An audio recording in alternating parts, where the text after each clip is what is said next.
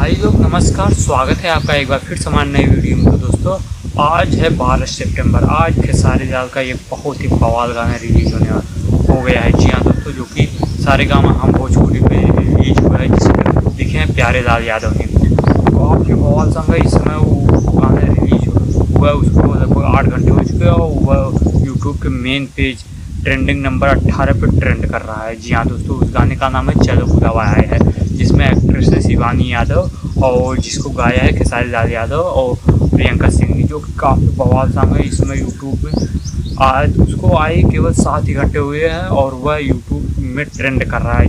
बहुत ही बवाल गाना है, बहुत उसे लोग बहुत ज़्यादा प्यार दे रहे हैं। और आप एक बार जाकर उस गाने को ज़रूर सुनिए। तो जो है वो यूट्यूब के मेन पेज पे 18वें नंबर पे ट्रेंडिंग कर रहा है। आप जाकर वहाँ से सुन सकते हैं, नहीं तो आप सारे काम हम भोजपुरी पे जाइए, आपको वहाँ पे वो गाना मिल जाएगा। छत पे वीडियो बना रहा था तो मतलब अभी आंधी कुछ तेज़ चल रही, इसलिए बाल और बिगड़ गए हैं। बट लेकिन हाँ, खेसारी लाल का जो गाना है काफ़ी बवाल है। आप एक बार जाकर उसे देखिए और सुनिए, आपको ज़रूर पसंद आएगा।